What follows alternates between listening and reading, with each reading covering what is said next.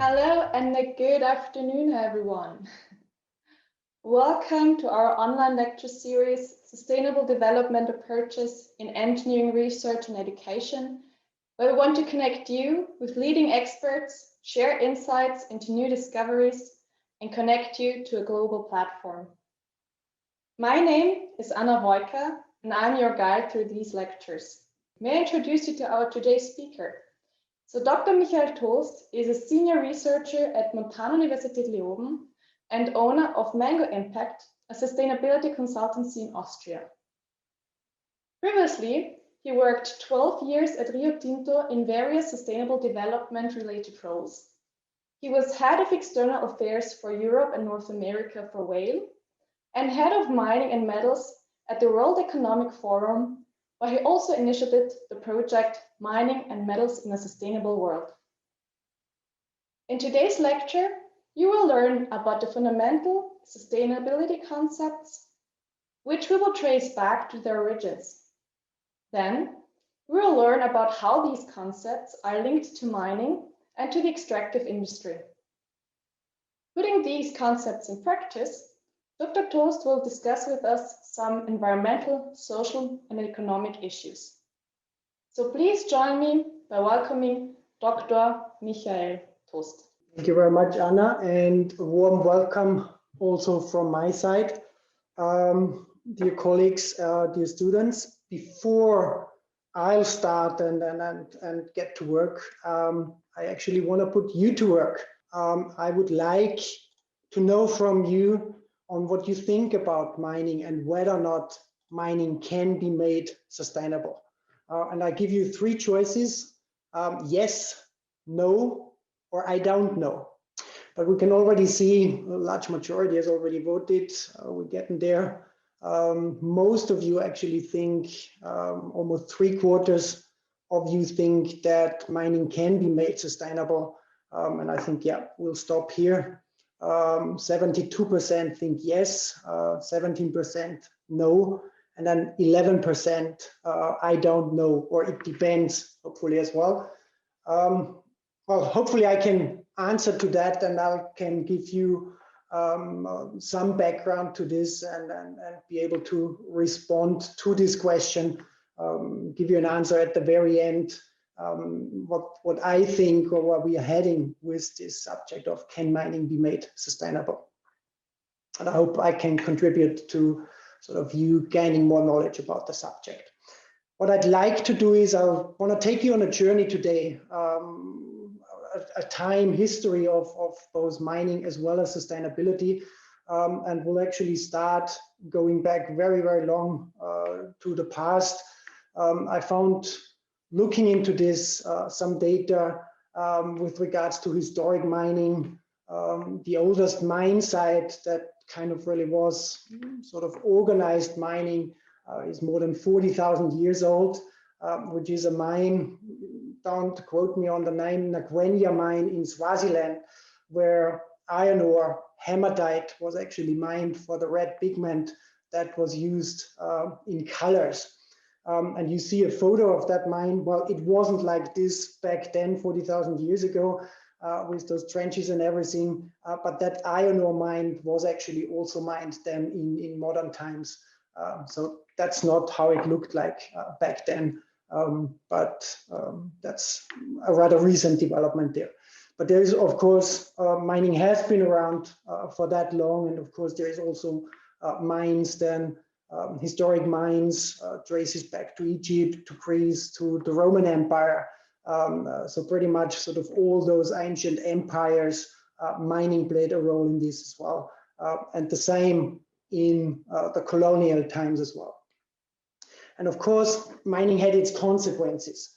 But back then, those consequences, if you think about that sort of from a sustainability point of view, and I'll already introduced sort of the three pillars of sustainability or sustainable development, and I'll get back to those terms and definitions at a later stage, but usually use those three pillars: the environment, social, and economic. And when you look at sort of the historic mining, then the environmental impacts were rather small from a scale perspective. The mines were small, So therefore you had mainly local or regional environmental impacts. The social impacts from very negative, and I put slave labor there. In ancient times, child labor, I could have put that there the same way, to very positive. When you go back, for instance, us here in Austria, to silver mining in the Tyrol in medieval time, Schwarz in Tirol, miners there, people basically wanted to be miners because the miners were well regarded, they were well off, they made good money working in those mines as well. So you had kind of the full scale of those consequences from the negative to the very positive. And then I mentioned already Egypt, Greek, Roman Empire. From an economic point of view, mining certainly played a role in terms of building those empires. For instance, again, if you look back to Spain in medieval times, the Spanish Empire, certainly gold mining, silver mining, etc., in the colonies played a strong role, creating the wealth of the Spanish Empire.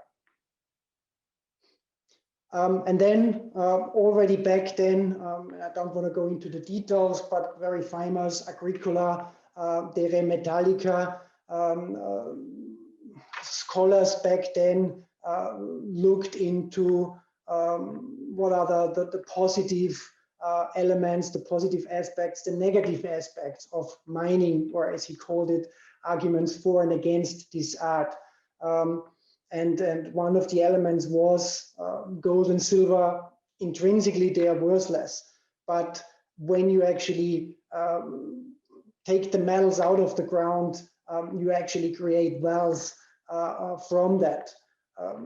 Used examples of the forests for timber, using that is advantageous. The land can be farmed. Mines tend to be in mountainous areas, at least here in the Alps, here in Europe. Gloomy valleys with little economic values. Therefore, mining can actually be a source of wealth and wealth generation. And Agricola therefore argues that mining, if done correctly and in the right way, is an honorable, and he actually defined that as well in De Re Metallica on how it should be done and could be done, argued that mining is an honorable and profitable occupation. And then, of course, you had the Silvicultura Economica von Karlowitz, and I think we have people from Freiberg here today as well. They're probably very well familiar with von Karlowitz and what he wrote there. But he was in charge of mining in Saxony at that time. And what happened was that the mining industry was heavily depending on timber, and that at that time had become a problem because there was an acute scarcity of timber. The industry, the growth there of the mining industry and the smelting of the ores had consumed basically whole forests. So he, in reaction to that, formulated the concept of sustainability in forestry.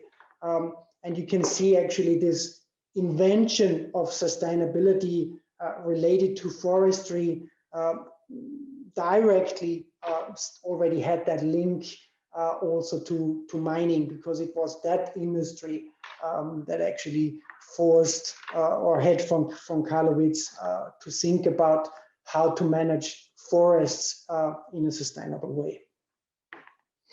And what happened then was, moving along in history, we were slowly, or we are slowly moving now to modern mining.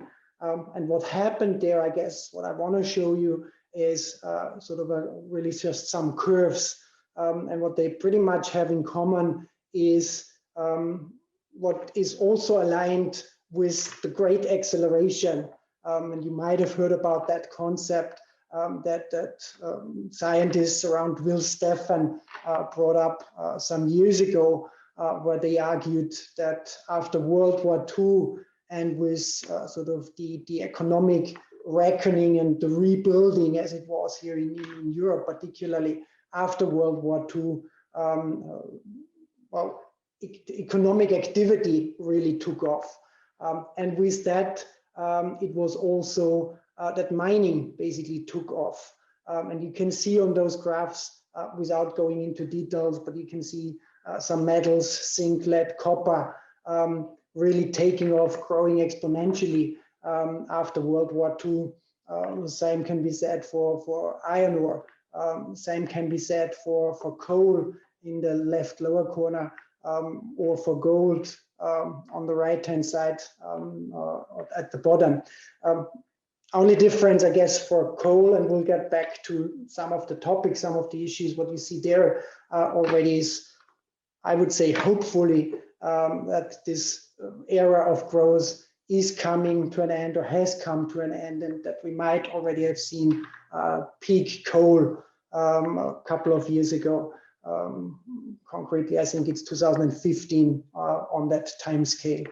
So that hopefully, as I said, growth with regards to coal globally has already come to an end. So what that meant was, with this rise of modern mining, that exponential growth of production and production figures, mining itself moved from what you can see on the left-hand side, sort of those small manually operated transportation devices, small open pit mines in the late early 1900s, to what you can see on the right-hand side, with very large equipment, even underground, with very large tunnel profiles underground, and then obviously very large open pit mines. In this case, Kennecott Copper, a copper mine in the US, which is, I think, now an open pit mine at the depth of 800 meters, somewhere in that range. And it used to be a mountain on top of this open pit that was about 800 meters above the surrounding area as well. So one of the largest man-made structures in the world now. And what happened with that as well was that obviously the consequences that I mentioned before were sort of mainly local, regional. They changed as well in scale. And I just want to point out a number of environmental accidents that had, I think, a big impact or are still having a big impact on the mining industry. And on the left-hand side, and you see twice actually on this Papua New Guinea, but why I use those examples is that actually all three of the examples that I'm showing you happened to some of the largest mining companies in the world, Rio Tinto, BHP, as well as Vale. But it was all metal mines. All of this, or at least number 2 and number 3, as shown here, related to tailings. The other one, the Rio Tinto Bougainville copper case, was pretty much so related to sort of social issues, where Bougainville, the island of Bougainville, and you might have read about that because it's still an ongoing issue, wanted to become independent from PNG, from Papua New Guinea. And what happened there was obviously that copper, gold, and silver mine, Bougainville, was one of the largest, obviously, economic activities on that island, and with very large socio-economic impacts as well. And given this independence movement, the Bougainville conflict, the mine very quickly became sort of a game ball in that conflict between sort of the central PNG government and this independent movement. And what happened was, in the end, that in 1989, Rio Tinto had to close that mine and couldn't continue being part of that conflict.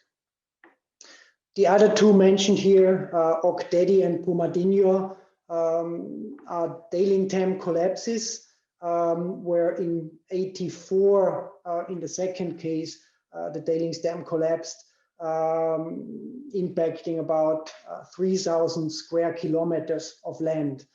And there, my argument is that that can't be considered sort of local or regional impact anymore. But the scale of this goes well beyond sort of a very sort of smallish local impact. And the same thing, and you might be familiar with this one, Brumadinho, same thing happened there. In the case of Vale and the iron ore mine that Vale was operating there, where in 2019 a tailings dam collapsed, killed hundreds of people, but equally, as you can see in that photograph, had severe consequences on the river and the river system as well.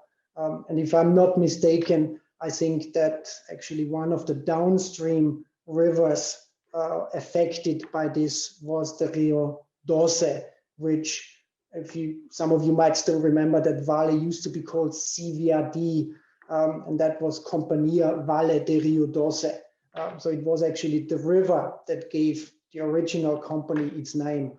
That was actually, as far as I know, impacted ecologically by that tailings dam collapse as well.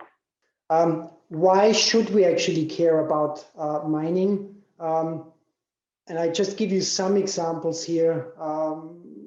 Initially, from sort of, again, environmental impact, and that is to some extent based on my own work in the last couple of years. And I just put up CO2 emissions, water use, land use / biodiversity. And what I want to show you here is just for 4 metals that I considered in my work: aluminium, copper, gold, and iron ore.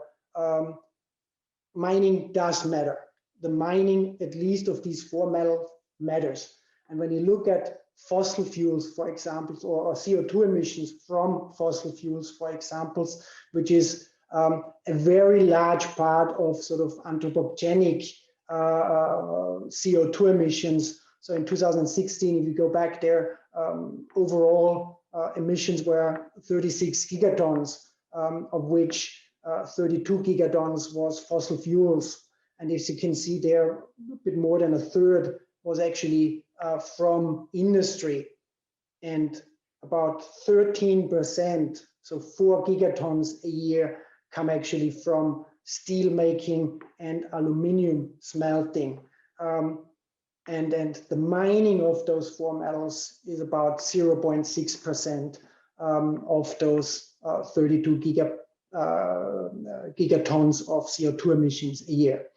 And I would argue that even those 36%, mining just those 4 metals actually does matter, even on a global scale, given climate change and the consequences that we are already seeing there. The same thing is true if you look at water withdrawals. Same thing again, industry is about 19% of total water withdrawals of about 4,180 gigacubic meters a year. The largest part, obviously, of that is agriculture. So industry, considering the total overall, is rather small as compared to agriculture. But nevertheless, it is about sort of 19% of that total. And once again, steel and aluminium is about 6% of that, and the mining of those 4 metals, very similar number as compared to CO2 emissions, is about 0.6% of water withdrawals globally. Different situation for land use. When you look at that, the overall number in terms of hectares is rather small.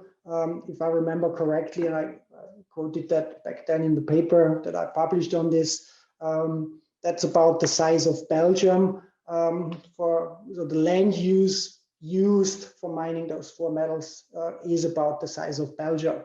So one could argue that that is not that big on a global scale, at least as compared to sort of CO2 and water. I would argue that it's not as big. But that said, and you see that on the lower right corner. What does matter so is that quite a fair bit of that mining is actually in biodiversity sensitive biomes.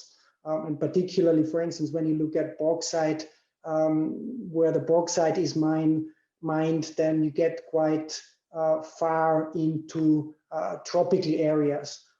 And tropical areas, think about the Amazon, think about sort of DRC, they are quite rich in biodiversity. So therefore, what matters, I guess, from a land use perspective is that a lot of mining, particularly some of those metals, takes place in quite biodiverse areas.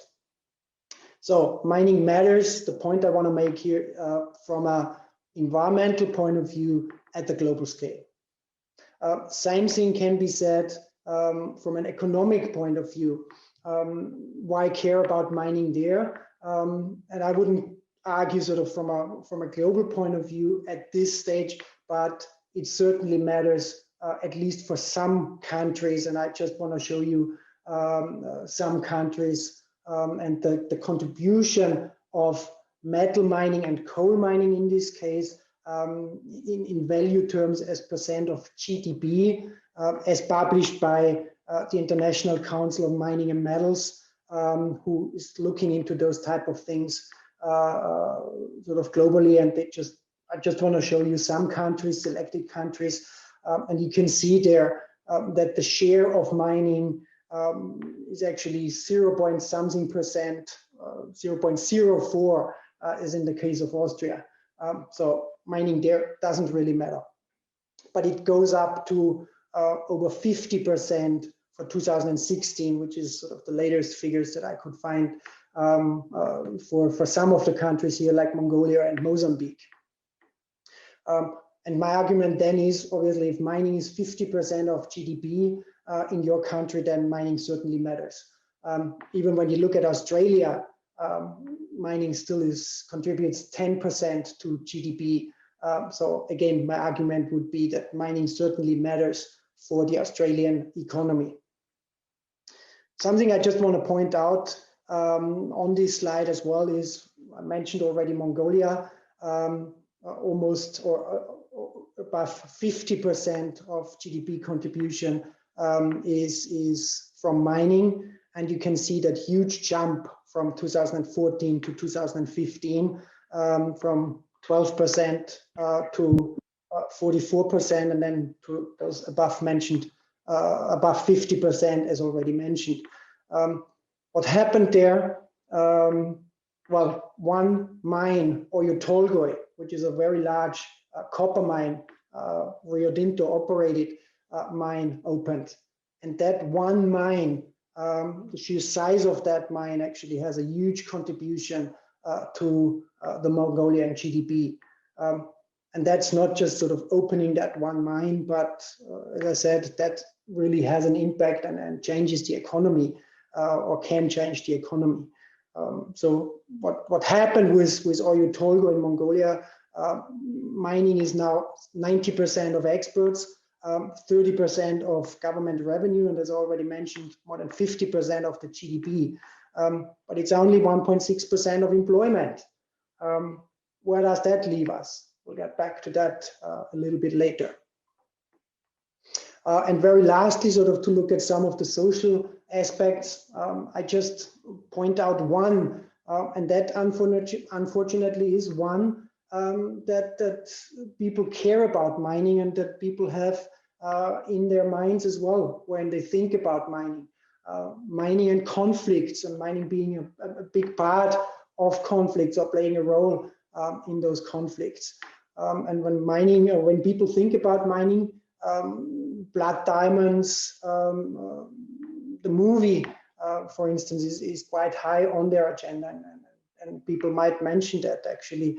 Avatar, I know it's science fiction and plays somewhere in space, but nevertheless it plays to exactly that type of scheme and playing on people's emotions with regard to sort of that bad mining company trying to destroy the indigenous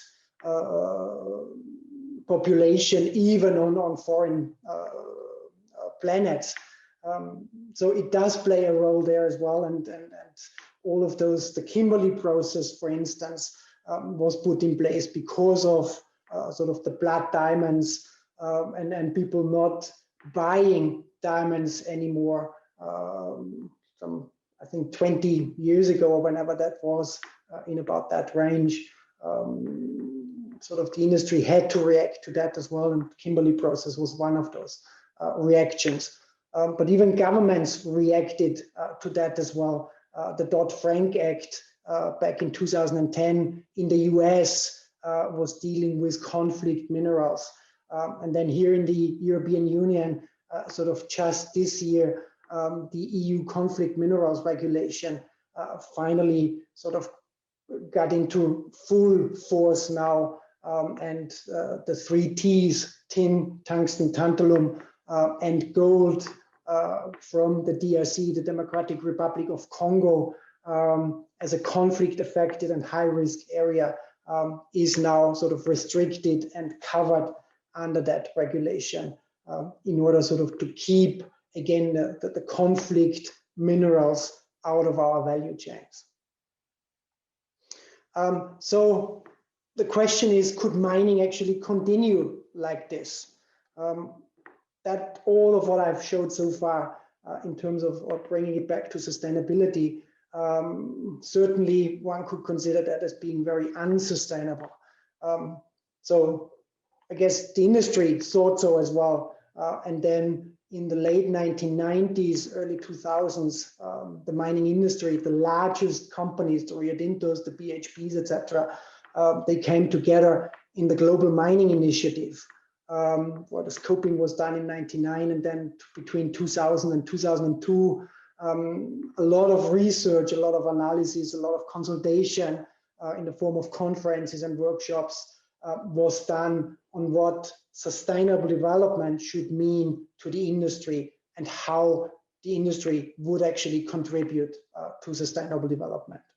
And then you see some of the key outputs there.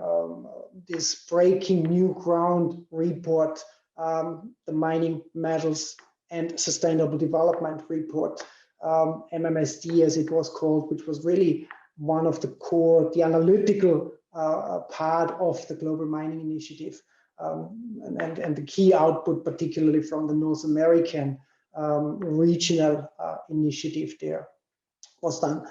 And another key consequence or key output of the Global Mining Initiative has actually been the ICMM, the International Council on Mining and Metals, which is now sort of the industry representation or association that is tasked by the very large companies. And I think it's about 25 or 30 of the largest companies who are now members of the ICMM to continue that journey of sustainable development and mining contributing and improving its performance towards sustainable development, sort of internationally or globally.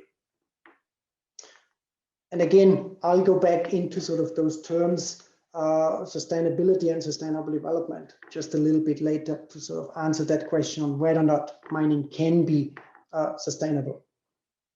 And one element that was looked at as part of the Global Mining Initiative was that aspect of, can non-renewables, and in the case of mining, we are obviously mineral raw materials, we are actually talking of non-renewables versus obviously the renewable resources. So if we look at, for instance, the forests that I mentioned before with von Karlowitz, that is a renewable resource, and a forest can be replanted, can be regrown, and the sort of sustainable management of such a forest would actually be to only take out as much as is being regrown again. That certainly can't happen, is not the case for the mining industry. So we're dealing with a finite nature of mineral resources.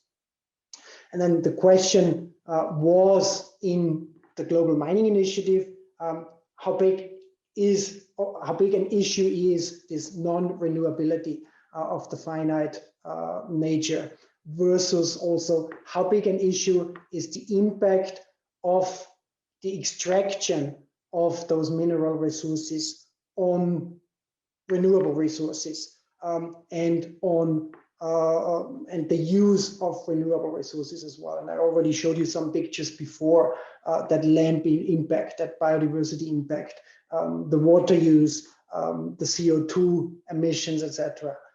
So those are the two streams that the Global Mining Initiative looked at. And one of the conclusions of the Global Mining Initiative was that the industry should focus on its impact on renewables and the use of renewable resources first, before dealing with and caring about the finite nature of the mineral resources. Given that there is still, at least in today's terms and today's production rates, plenty of raw materials around.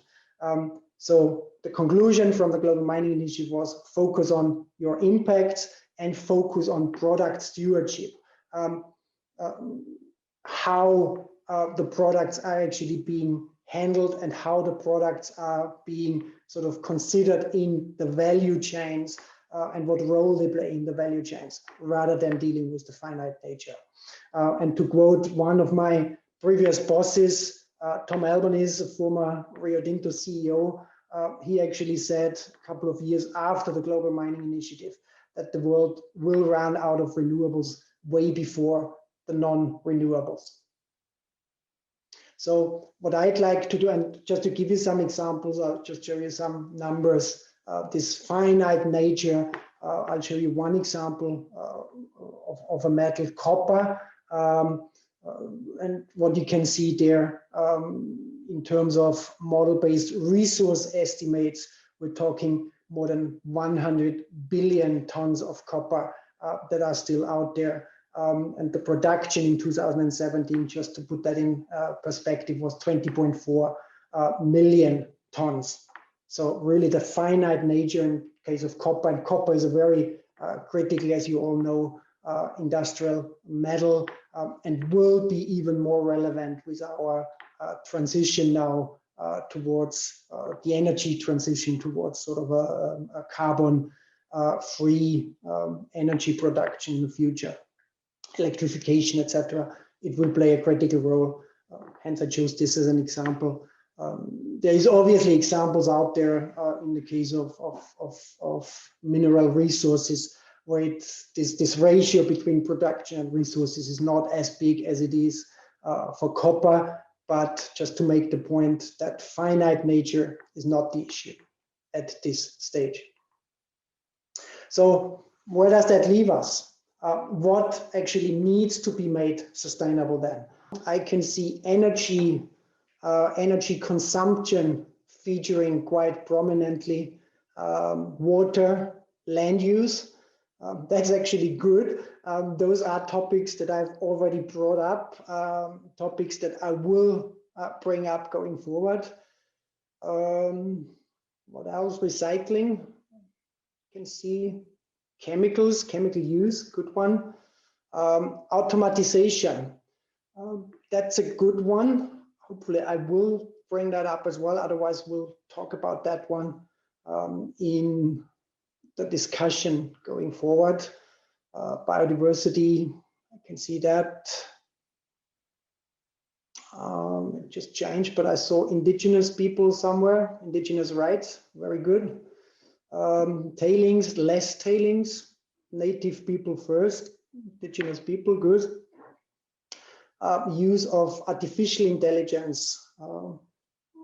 Yeah, I can touch base on that one as well in the context of automatization, localization. Well, yes, I'll talk about that in just 1 second as well. Tailings management, we already had that. Taxes, certainly that's an issue. I can talk about, or will talk about that. The economics of mining, we'll talk about that. Welfare distribution, that's a very good one. We'll certainly talk about that. Higher enrichment levels, overburden, dumping, dumps. Okay, we'll talk about that. Well, at least from my perspective, I don't think there's anything that totally, absolutely surprises me. So it's very good to see, I guess, from my perspective now, your input on that. I think, Anna, we'll leave the Mentimeter open so people can still input to the word cloud. And I'll get back to you at the very end, I guess, why I also wanted to use that word cloud. But let's go back to the slides. And hopefully and certainly we'll talk a little bit about sort of what you contributed and just brought up in that word cloud now in the next couple of minutes. And here you can already see sort of the type of issues, what needs to be made sustainable, again, sort of separated in those pillars of sustainability that I mentioned a little bit earlier on. I listed a number of environmental issues. I don't want to go into all the details there, but we can certainly do that then in the discussion. But for now, I just want to sort of bring up the issues here that you can see on those slides, from water, both quality, quantity, acid rock drainage is sort of a specific subpoint, land use, biodiversity, climate change, which we've already discussed, sort of more generically air emissions, and there I think dust, particulates, SOx, NOx, fluorides, volatile organic carbons, even metals play a role. And that goes all the way sort of down on that list to sort of mine closure, impact of light coming from mining. When you think about sort of production day and night, then obviously you have light impact on the environment as well. Eco-efficiency with mining's own processes is going to play a role going forward.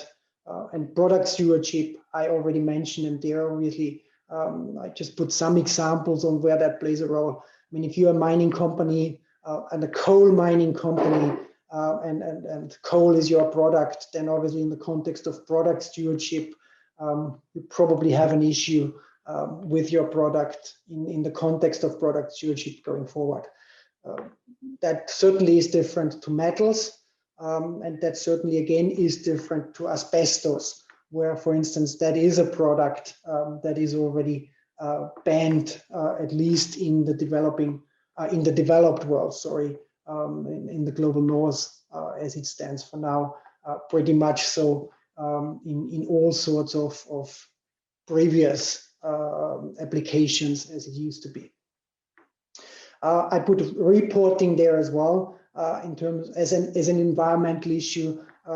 It's kind of based on my experience in previous years, and the figures, the numbers that I presented earlier with regards to CO2 emissions, with regards to water use, etc. It is not very easy to find those type of numbers, i.e. the environmental impact and consequences of mining, particularly at the company level, and particularly when you go down from the company level to the single mine level.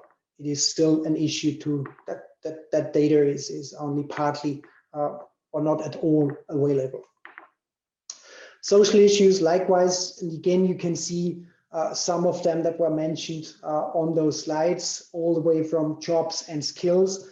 And I would say this is where also automation, artificial intelligence to some extent plays a role as well, in that jobs were always a large part of what I would consider the social contract of mining, i.e. when mining comes to down, people accept the environmental or the negative consequences of mining because the positive consequences, and particularly jobs were a big part of that, outweighed those negative consequences.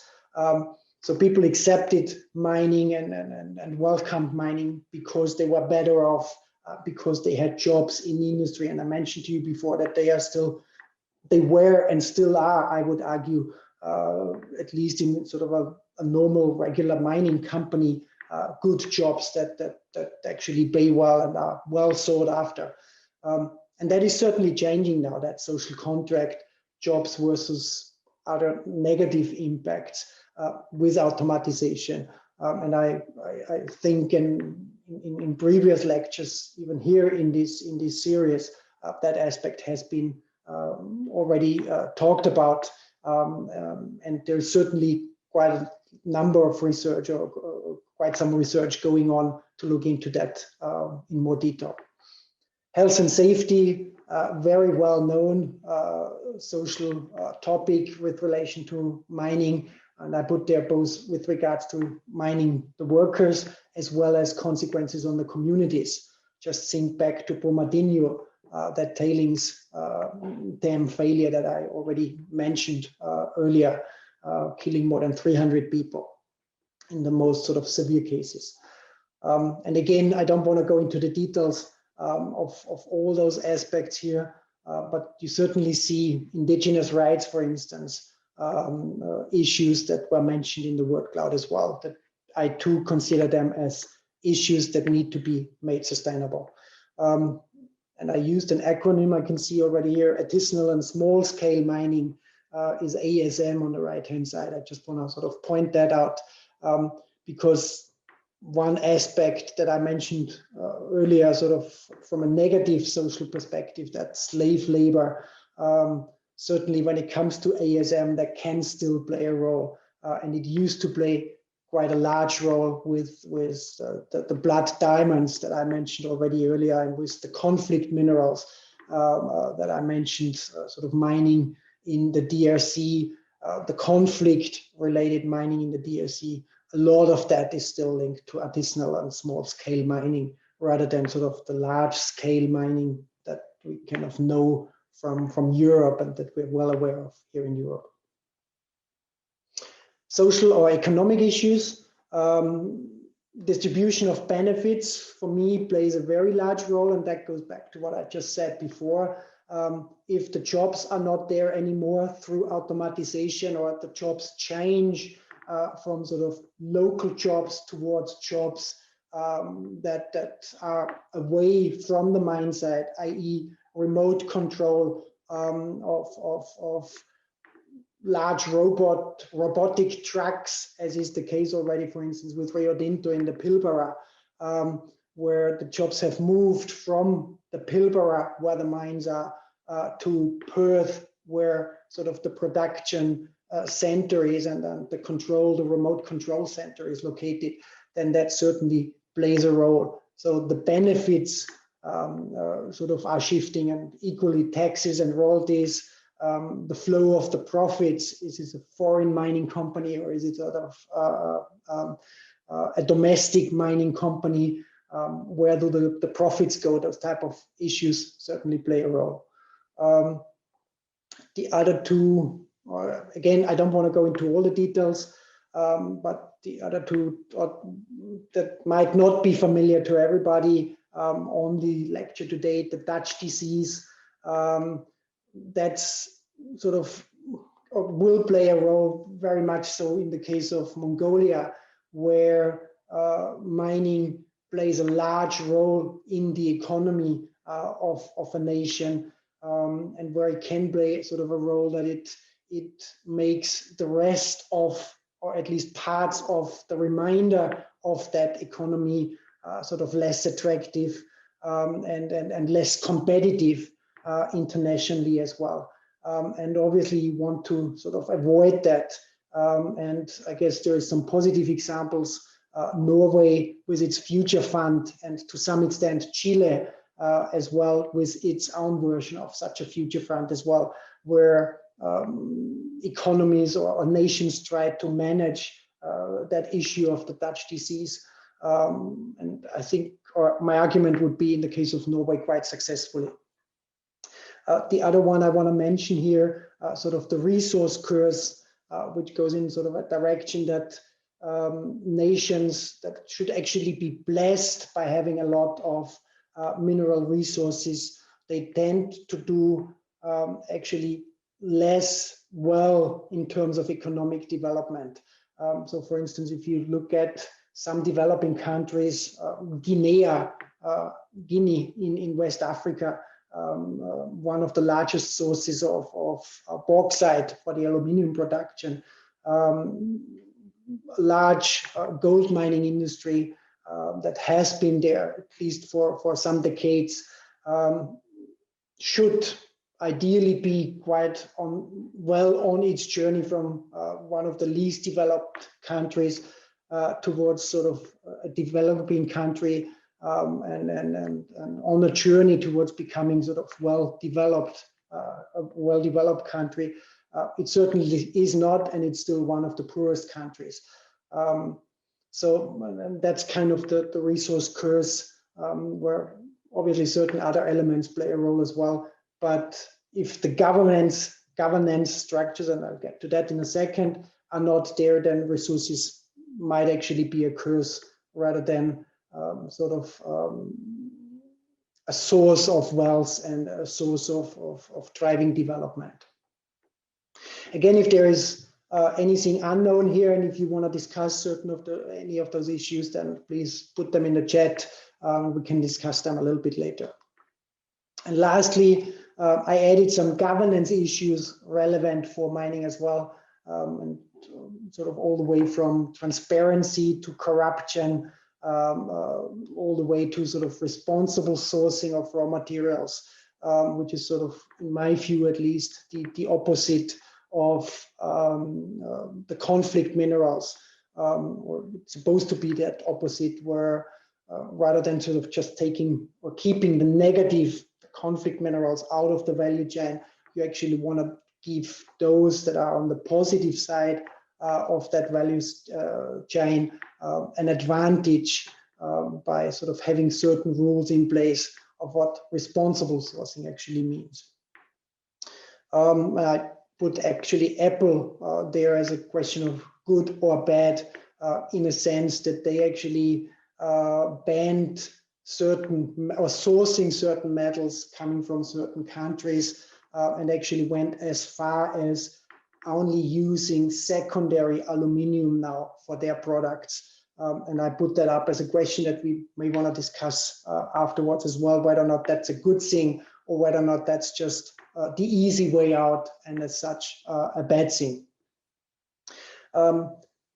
Indigenous titles, free, prior, informed consent, that was certainly an element that came up before in the word cloud as well. But I don't want to go into detail there. The only other point here that I want to go into sort of detail here is this point on legal license versus social license. And you might have heard that term, social license to operate. That is actually, that was sort of, again, something generated or created, originating within the mining industry, also sort of in the late 1990s, early 2000s, same as sort of that sustainable development journey started. And the argument there goes that a mine might have the legal license to operate, but that certainly does not mean that it has the social acceptance from particularly local communities surrounding that mine site, and the mine might still endeavor protests in the worst case, and that could actually lead to the closure of that mine. In fact, the Bougainville mine that I presented earlier would be one of those worst case examples of legal license, which they had, versus social license, which they certainly did not have, in the end, leading to the forced closure of that mine in 1989. So where does that actually leave us in terms of sustainability? I mentioned what needs to be made sustainable, and I asked you the question at the very beginning, where can mining be sustainable? And my argument actually is it certainly depends on how you define sustainability, how you define sustainable development. And here I'm starting sort of to differentiate. And you can see I just put some examples up there, sort of going back to the limits to growth matters in the 19th Club of Rome and matters in the 1970s. The 1980s, our common future, the so-called Brundtland report, coming up with that very well still known and very much used definition of sustainable development. Sort of sustainable development is development that fulfills the needs of today without compromising the needs of present generations to fulfill their own needs. And as I've mentioned before, if you listen to me, the mining industry very much so used that term sustainable development, and the whole global mining initiative was very much so related to that definition from Brundtland and this World Commission on Environment and Development. The SDGs, very prominent today, are still talk about sort of sustainable development, sort of the UN processes. It's in the name SDG, Sustainable Development Goals, that they want development, but in a context of sustainability going on. And then obviously, I would argue slightly different to that. You have sort of the sustainability frameworks, and I just put sort of two examples up there. One, sort of the planetary boundaries that actually define biophysical environmental boundaries that actually cannot or should not be crossed in order to keep the global situation in sort of the Holocenic conditions that we've had for the last 10,000, 12,000 years, and that allowed mankind to actually prosper the way we did. And there the argument goes, if we exceed those planetary boundaries, then obviously the situation, the conditions might actually change in a way that are not as prosperous to mankind and our sort of society as they used to be in the past. And then on the right-hand side, you see sort of these MCA, sustainable, after Madsen, Clark, and Anderson, sustainability framework that certainly moved from needs, as it was in the Brundtland definition, towards a goal of sustainability, of inclusive well-being. And that framework actually defined constituents of well-being, and the needs, particularly material needs, only being one of those constituents. But also this framework determined determinants of well-being, and with that 5 sorts of capital. And you might have already heard about those 5 sorts of capitals: human capital, natural capital, manufactured capital, knowledge capital, and social capital. And I guess I want to bring up those 5 capitals because they actually matter in how you then define sustainability, how you define sort of that end goal of inclusive well-being. And there's now 2 concepts out there, one called weak sustainability and the other one called strong sustainability. And in weak sustainability, for as long as this inclusive well-being is grown in time, the argument goes that sustainability is achieved and sustainability is actually grown. So for instance, you can use, in this argument, you can use coal and have a negative impact on the environment. If you use that coal, for instance, for electric power generation in Mozambique, where you don't have electricity for every household at this stage, where you can't read after sunset in the evening, learn for school, etc. So if that negative impact on the environment creates positive impact that outweighs that negative impact on, in this case, human capital, on knowledge capital, on social capital, then inclusive well-being is still increased. Therefore, under weak sustainability, you are still sustainable. And contrary to that is actually strong sustainability, where the argument goes that human capital, manufactured knowledge, and social capital are actually limited by natural capital, as is the case, for instance, with the planetary boundaries, as just one example of that limitation of natural capital. And there, the argument goes, if you exceed the boundaries for boundary conditions for natural capital, then or if you decrease natural capital because the other one's being dependent on that one particular capital, then you're actually unsustainable. And no matter how far you increase those other forms of capital, that decrease of natural capital is to be considered way more and outweighs that increase. Therefore, you're not sustainable. So where does that leave us for mining and the mining industry then?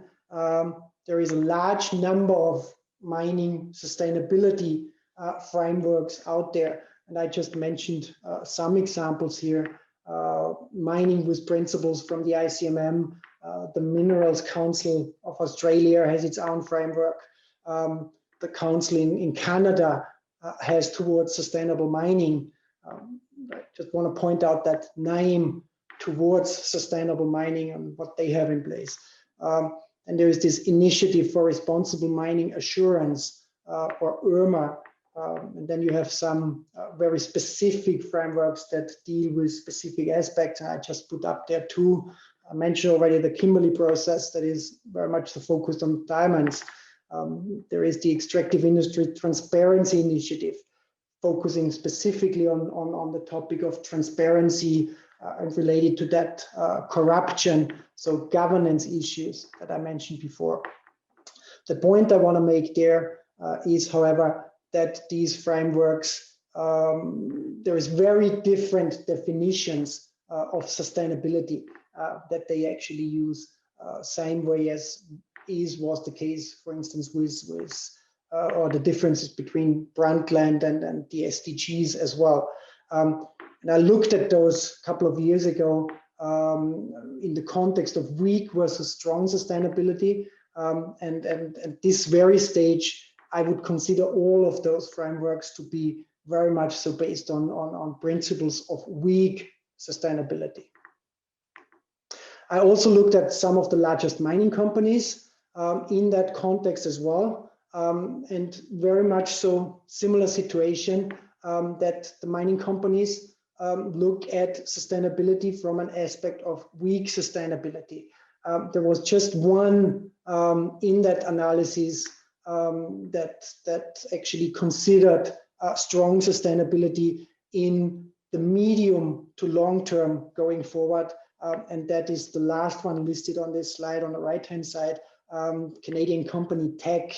That was actually already dealing sort of with concepts of ecological economics, that was thinking of climate change, and actually a couple of years ago, I looked at the situation 2016 that back then already had absolute climate change related AE CO2 reduction goals in place. So that was in that analysis, obviously already sort of 4 years, 5 years old. The only one of the large mining companies that was in a position somewhere in between weak and strong sustainability, sort of moving towards that position. And certainly that might have changed already, but the large majority of mining company, I would argue, are still sort of in a position of weak sustainability. So to answer that question that I posted before, can mining be sustainable? To some extent, it depends. It depends on what framework, the ones that I pointed out to you before, just some of the key examples of sustainability frameworks you consider. Is it a framework in the context of weak sustainability? Then certainly mining can be sustainable. Is it one of strong sustainability? It cannot be sustainable. So really it depends. And I just want to bring up sort of where we stand and where we stand to some extent with our research here. Montanuniversität Leoben, I am involved with a Horizon 2020 project called SUMEX, Sustainable Management in the Extractive Industries. And one big element of that project is actually coming up with a sustainability framework for the extractive industry in Europe, so considering Europe. And where we stand with that at the moment is that we actually think about one, defining for now a position of what constitutes responsible mining. And for that, we're thinking of recommending the IRMA standards, this initiative for responsible mining assurance, which we think is sort of a good practice examples of defining responsible mining as it should be today.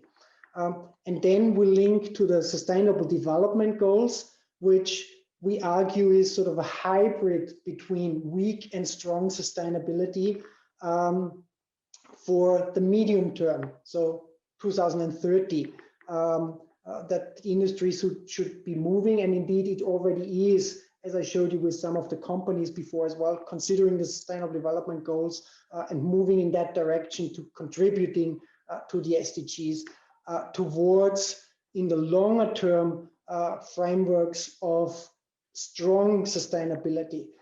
However, our argument there is that in the true context of strong sustainability, you're actually destroying natural capital by purely extracting mineral resources from the ground.